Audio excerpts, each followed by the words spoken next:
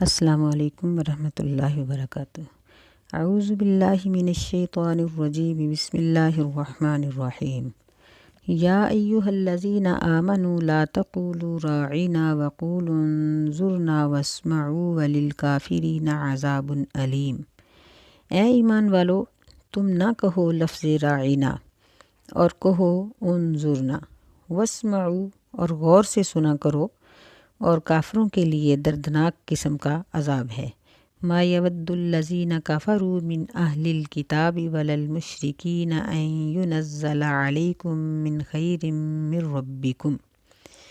ما یود نہیں پسند کرتے کفر کرنے والے لوگ اہل کتاب میں سے اور نہ مشرکین میں سے، ان ینزل علیکم یہ کہ نازل کی جائے تم پر، من خیر من ربکم تمہارے رب کی طرف سے کوئی بھلائی، کوئی اچھی چیز، یعنی قرآن مجید کا نزول۔ واللہ یختص برحمتہ من یشاء اور اللہ تعالیٰ خاص کر لیتا ہے اپنی رحمت کے لیے، چن لیتا ہے اپنی رحمت کے لیے جس کو چاہتا ہے۔ واللہ ذو الفضل العظیم اور اللہ تعالیٰ بہت بڑا فضل کرنے والا ہے۔ ما ننسخ من آیت او ننسیہا نأتی بخیر منہا او مثلہا، جو بھی منسوخ کر دیتے ہیں ہم کسی آیت کو یا ہم اس کو بھلا دیتے ہیں، نأتی لے آتے ہیں ہم اس سے بہتر حکم، او مثلہا یا اسی طرح کا۔ الم تعلم ان اللہ علی کل شیء قدیر، کیا تم نہیں جانتے کہ بے شک اللہ تعالیٰ ہر چیز پر قادر ہے۔ الم تعلم ان اللہ لہ ملک السماوات والارض، کیا تم نہیں جانتے کہ بے شک اللہ کے لیے ہے بادشاہی آسمانوں کی اور زمین کی۔ وما لکم من دون اللہ من ولی ولا نصیر اور نہیں ہے تمہارے لیے اللہ تعالیٰ کے سوا کوئی دوست اور نہ ہی کوئی مدد کرنے والا۔ اب ہم اس سبق کو دوبارہ دیکھتے ہیں۔ اس آیت میں اللہ تعالیٰ نے مومنین کو کافروں کی تشبیہ سے منع کیا ہے، کافروں سے ملتے جلتے کام کرنے سے منع کیا ہے، خاص طور پر یہودیوں کی پیروی کرنے سے منع کیا ہے کہ یہودی اللہ تعالیٰ کی ان کے اوپر لعنت ہو، یہ لوگ جب نبی علیہ الصلاۃ والسلام کی مجلس میں آتے اور آپ کو اپنی کوئی بات سنانا چاہتے تو یہ بظاہر یہ کہتے تھے راعینا۔ راعینا کا معنی ہوتا ہے ہمارا خیال رکھیں، لیکن اس کو تھوڑا سا کھینچ کے کہتے راعینا، جس کا معنی بن جاتا ہے کہ اے ہمارے چرواہے، یا پھر اس کو رعونت سے استعمال کرتے، جس کا معنی یعنی بیوقوفی کے معنی میں آتا ہے کہ اے بیوقوف شخص، نعوذ باللہ من ذالک۔ اللہ تعالیٰ نے مسلمانوں کو یہ لفظ کہنے سے منع کر دیا اور فرمایا کہ تم لوگ راعینا نہ کہو۔ یہ یہودیوں کی ایک بہت بڑی برائی ہے، جس طرح اس کی پہلی آیت میں بھی یہودیوں کی یہ برائی بیان کی گئی ہے کہ وہ نبی علیہ السلام کی مخالفت میں یہاں تک اتر آئے کہ انہوں نے آپ پر جادو کرنا شروع کر دیا، اور وہ یہ چاہتے تھے کہ آپ کو جادو کے ساتھ اسی طرح کا بنا دیں جس طرح کے وہ الزامات آپ پر لگاتے ہیں۔ ایسے ہی وہ اس آیت کے مطابق وہ نبی علیہ الصلاۃ والسلام کی توہین کرتے، آپ کو اس طرح کے الفاظ کہتے، سلام کہتے تو اس میں لام کو حذف کر کے السلام علیکم کہہ دیتے، جس کا معنی ہوتا تھا موت، اور پھر بعد میں اس بات پر ہنستے اور کہتے کہ ہم نے ان کو کیا کہا ہے اور ہمیں اللہ تعالیٰ کی طرف سے اس پر کوئی سزا نہیں ملی۔ اللہ تعالیٰ نے ان کی اس مخفی اور بری عادت کو بیان کرتے ہوئے مسلمانوں کو ایک بہترین اصول سکھا دیا، اور نبی علیہ الصلاۃ والسلام کی مجلس کا یہ ادب سکھایا کہ تم لوگ انظر نہ کہو، کہ ہماری طرف دیکھیں، اور جو اصل بات ہے وہ یہ ہے کہ واسمعوا کہ غور سے سنا کرو، یعنی جو بھی بات کی جا رہی ہے، قرآن پڑھا جا رہا ہے یا حدیث سنائی جا رہی ہے تو اس کو پہلے ہی غور سے سنو۔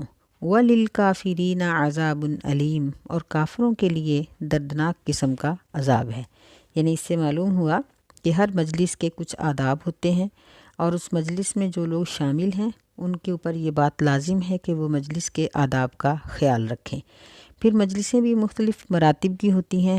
عام مجلسوں میں سے سب سے اعلیٰ درجے کی مجلس وہ تھی جو نبی صلی اللہ علیہ وسلم کے تھی، اس کے بعد درجہ بدرجہ تمام قسم کی مجالس آتی ہیں۔ تو وہ مجالس آج کل بھی جن میں قرآن اور حدیث بیان کیا جا رہا ہو، یہ مجلسیں دوسری تمام قسم کی مجلسوں سے اعلیٰ ہیں، اور ان کے حقوق اور ان کے آداب باقی مجلسوں سے بالکل الگ ہیں۔ اور اگر کوئی شخص ان مجلسوں کے آداب کا خیال نہیں رکھتا اور ان پر عمل نہیں کرتا تو وہ اللہ تعالیٰ کے نزدیک انکار کرنے والا ہے۔ وَلِلْكَافِرِينَ عَذَابٌ عَلِيمٌ، یعنی قرآن اور حدیث کی مجلس میں بیٹھنا، پھر اس مجلس کے آداب کے خلاف جان بوجھ کر ارادتاً کچھ کرنا، یہ بندے کو کفر تک پہنچا دیتا ہے۔ مَا يَوَدُّ الَّذِينَ كَفَرُوا مِنْ أَهْلِ الْكِتَابِ وَلَا الْمُشْرِكِينَ، نہیں پسند کرتے کفر کرنے والے لوگ اہل کتاب میں سے۔ اہل کتاب یہود و نصارہ کو کہا جاتا ہے، یعنی ان میں سے جو لوگ اپنی کتابوں پر ایمان لائے تھے وہ نبی علیہ السلام پر بھی ایمان لے آئے، اور جنہوں نے اپنی کتابوں کے ساتھ کفر کیا انہوں نے نبی علیہ السلام کے ساتھ بھی کفر کیا۔ تو فرمایا کہ اہل کتاب کے کفر کرنے والے اور مشرک یہ ہرگز نہیں چاہتے کہ مسلمانوں کے اوپر ایک اعلیٰ درجے کی کتاب نازل ہو جائے۔ ان ينزل علیکم من خیر من ربکم، یعنی ان کو یہ بات ہرگز گوارا نہیں کہ مسلمانوں کو اتنی اعلیٰ قسم کی کتاب دے دی جائے اور یہ امت ساری امتوں سے بہتر اور افضل قرار دی جائے۔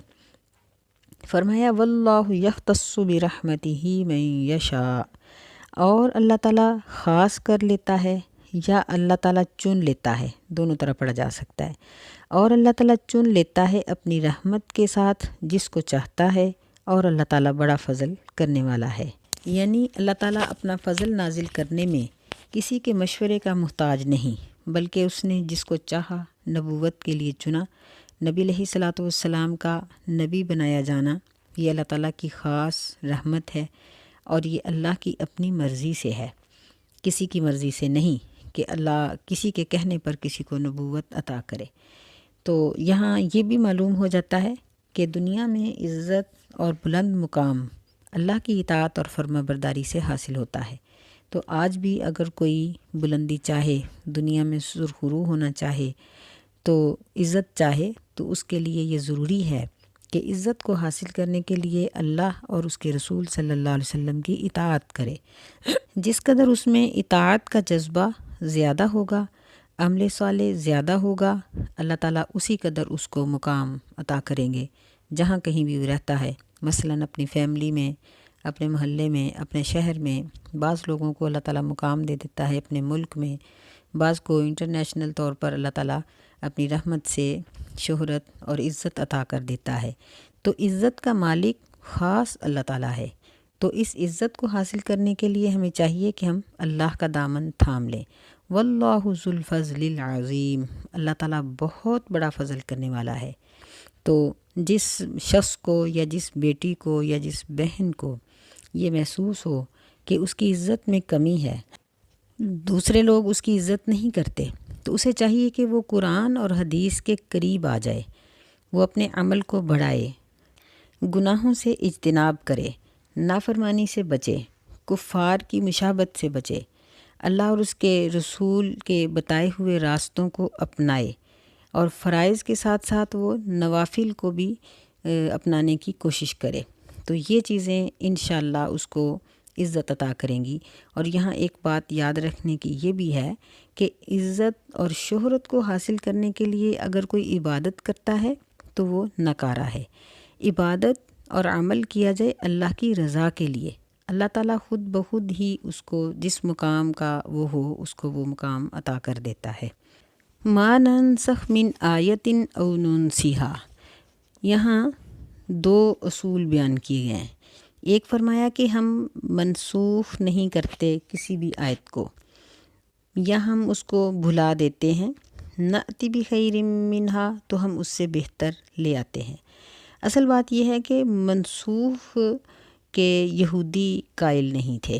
منسوخ کا معنی یہ ہوتا ہے کہ حکم کو بدلنا۔ یہ قانون احکامات کے بارے میں ہے، خبر کے بارے میں نہیں ہے۔ یعنی احکامات کے اندر منسوخ ہونے اور کرنے کا سلسلہ ہے، لیکن خبر میں نہیں ہے۔ تو اللہ تعالیٰ کا اصول یہ ہے کہ جب بھی کوئی ایک نبی آتا تھا تو دوسرے نبی کے آنے کے بعد پہلے نبی کے احکامات منسوخ ہو جاتے تھے اور دوسرے نبی کے اوپر نازل ہونے والے احکامات رائج ہو جاتے تھے۔ لیکن یہودی اس بات کو نہیں مانتے تھے۔ وہ یہ کہتے تھے کہ ہمارے نبی پر جو کچھ نازل ہوا ہے ہم اسی پر عمل کریں گے۔ اللہ تعالیٰ نے یہاں یہ بات بیان کی کہ ما ننسخ من آیتن، کہ ہم جس بھی حکم کو منسوخ کرتے ہیں، او ننسیہا، دوسری یہ بات کی کہ یا ہم کسی حکم کو کسی آیت کو بھلا دیتے ہیں، نأتی بخیر منہا، تو ہم اس سے بہتر کو لے آتے ہیں یا اسی قسم کا حکم لے آتے ہیں۔ جس طرح قرآن مجید میں اس کی بے شمار مثالیں ہیں۔ مثلاً شراب کے بارے میں حکم ہے، فرمایا کہ اس میں نفع کم ہے اور نقصان زیادہ۔ دوسری دفعہ فرمایا کہ یعنی ابھی شراب حرام نہیں ہوئی۔ دوسرا حکم نازل ہوا کہ نشے کی حالت میں نماز نہ پڑھو، لیکن ابھی بھی شراب حرام نہیں ہوئی۔ پھر تیسرا حکم یہ نازل ہوا کہ شراب اور جوا اور یہ سب چیزیں مطلقاً حرام ہیں۔ تو اس حکم نے پہلے دونوں احکامات کو منسوخ کر دیا، لیکن ان کی تلاوت موجود ہے اور اس کا مطلب یہ ہے کہ یہ یعنی پہلے احکامات ان سے شراب حرام نہیں ہوئی تھی، تیسرے حکم سے شراب جب حرام ہو گئی تو پہلی دو چیزوں کی بھی نفی نہیں ہوئی۔ یعنی اب بھی اگر کوئی شخص شراب کا کاروبار کرتا ہے تو اس کا نفع کم یعنی صرف دنیا کی حد تک اور نقصان بہت زیادہ یعنی آخرت اس کی تباہ ہو جاتی ہے۔ اور نشے کی حالت میں آج بھی نماز پڑھنا جائز نہیں ہے اور شراب کی حرمت مطلقاً موجود ہے۔ او ننسیہا، یا ہم اس کو بھلا دیتے ہیں، جس طرح حدیث میں آتا ہے کہ نبی علیہ الصلوۃ والسلام اپنے حجرے سے تشریف لائے لوگوں کو یہ بتانے کے لیے کہ لیلۃ القدر کون سی ہے، تو دو صحابہ آپس میں کسی بات پر بحث کر رہے تھے۔ آپ نے جب ان کی بحث کو ختم کیا تو آپ نے فرمایا کہ مجھے لیلۃ القدر کے بارے میں بھلا دیا گیا، اور اسی میں بہتری تھی کہ اب مسلمانوں کو یہ حکم ہوا کہ وہ 5 راتیں جاگیں، اور ان کی نیکیوں میں اس کی وجہ سے بہت زیادہ اللہ تعالیٰ نے اضافے کا وعدہ کیا۔ فرمایا نأتی بخیر منہا او مثلہا، کہ ہم اس سے بہتر حکم لے آتے ہیں یا اسی کے برابر کا۔ تو اس سے یہ معلوم ہوا کہ پہلی تمام شریعتیں منسوخ ہو گئیں، اور اب نبی صلی اللہ علیہ وسلم کے تشریف لے آنے کے بعد پہلے نبیوں کے جو احکامات تھے جو ان پہ نازل ہوئے تھے اب وہ رائج نہیں ہوں گے۔ اسی طرح قرآن مجید کی بعض آیتیں بعض آیتوں کو منسوخ کر دیتی ہیں، لیکن نبی صلی اللہ علیہ وسلم کی حدیث یہ قرآن کو منسوخ نہیں کرتی، بلکہ قرآن کی آیت نبی علیہ السلام کی حدیث کو منسوخ کر دیتی ہے۔ اور نبی صلی اللہ علیہ وسلم کی پہلی زندگی میں ارشاد فرمائے گئے احکامات وہ بعد میں آنے والی زندگی میں ارشاد فرمائے گئے احکامات کے ساتھ منسوخ ہو جاتے ہیں۔ یعنی نبی علیہ السلام نے پہلے جو حکم صادر فرمایا، پھر آپ کی نبوت کے اگلے دور میں جو حکم نازل ہوا، اگلے دور میں اترنے والے حکم نے پہلے والے کو منسوخ کر دیا، لیکن حدیث سے قرآن کا حکم منسوخ نہیں ہوتا۔ فرمایا الم تعلم ان اللہ علی کل شیء قدیر، کیا تم نہیں جانتے کہ بے شک اللہ تعالیٰ ہر چیز پر قادر ہے، یعنی تمام قدرت اللہ تعالیٰ کے ہاتھ میں ہے۔